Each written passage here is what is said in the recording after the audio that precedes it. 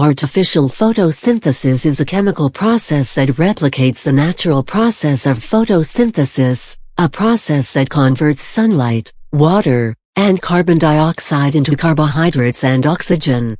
The term, artificial photosynthesis, is commonly used to refer to any scheme for capturing and storing the energy from sunlight in the chemical bonds of a fuel, a solar fuel.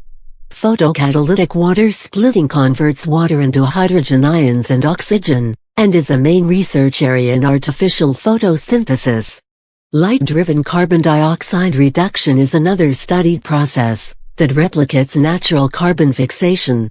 Research developed in this field encompasses the design and assembly of devices for the direct production of solar fuels, photoelectrochemistry and its application in fuel cells, and the engineering of enzymes and photoautotrophic microorganisms for microbial biofuel and biohydrogen production from sunlight.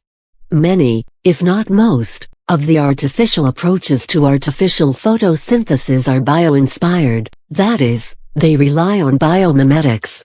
The photosynthetic reaction can be divided into two half reactions of oxidation and reduction, both of which are essential to producing fuel. In plant photosynthesis, water molecules are photooxidized to release oxygen and protons. The second stage of plant photosynthesis, also known as the Kelvin-Benson cycle, is a light-independent reaction that converts carbon dioxide into glucose fuel. Researchers of artificial photosynthesis are developing photocatalysts that are able to perform both of these reactions. Furthermore, the protons resulting from water splitting can be used for hydrogen production. These catalysts must be able to react quickly and absorb a large percentage of the incident solar photons. Whereas photovoltaics can provide energy directly from sunlight, the inefficiency of fuel production from photovoltaic electricity in direct process and the fact that sunshine is not constant throughout the day sets a limit to its use. One way of using natural photosynthesis is via the production of a biofuel, which is an indirect process that suffers from low energy conversion efficiency due to photosynthesis' own low efficiency in converting sunlight to biomass, the cost of harvesting and transporting the fuel, and clashes with the increasing need of land mass for food production.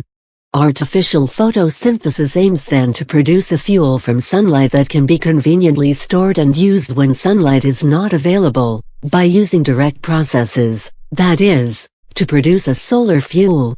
With the development of catalysts able to reproduce the key steps of photosynthesis, water and sunlight would ultimately be the only needed sources for clean energy production. The only byproduct would be oxygen, and production of a solar fuel has the potential to be cheaper than gasoline.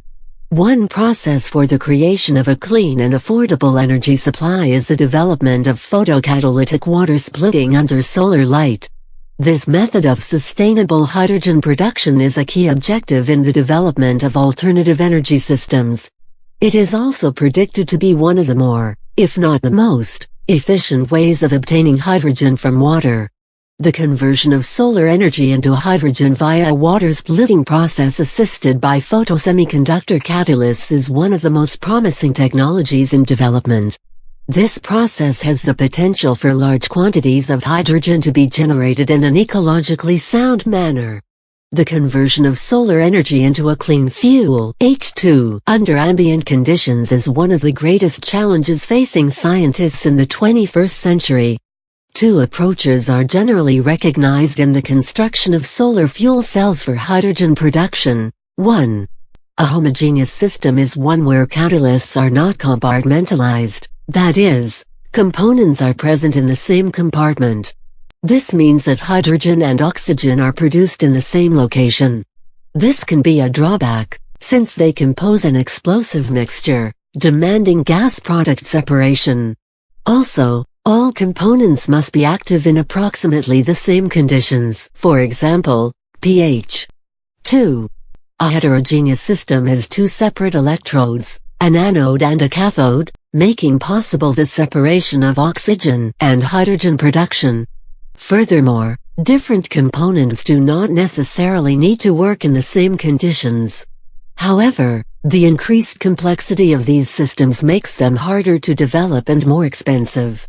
Another area of research within artificial photosynthesis is the selection and manipulation of photosynthetic microorganisms, namely green microalgae and cyanobacteria, for the production of solar fuels.